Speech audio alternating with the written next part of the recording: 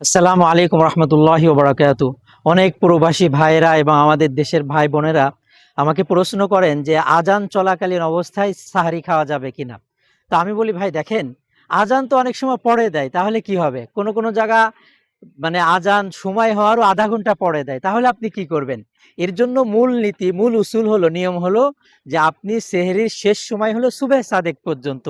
আপনি সুবেহ সাদেক হয়ে গেছে আর খেতে পারবেন না, আজান হোক বা না হোক, আজানের সাথে কোনো সম্পর্ক না, সম্পর্ক হলো সুবেহ সাদেকের সাথে।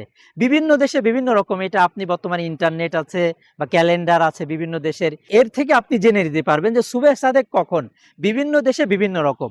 মোট কথা, সুবেহ সাদেক হওয়ার আগে আমাকে সাহারি খেয়ে শেষ করতে হবে। সুবেহ সাদেকের পরে 1 সেকেন্ড পরে যদি আমি কিছু খাই অথবা পান করি, তাহলে আমার আর রোজা হবে না। এর জন্য ইনশাল্লাহ এটা আমরা খুবই খেয়াল রাখবো, সুবেহ সাদেকের আগেই আমরা খাবার এবং পানীয় যা পান করতে চাই আগেই খেয়ে নেব এবং পান করে নেব। আসসালামু আলাইকুম রহমতুল্লাহি ওয়া বারাকাতুহু।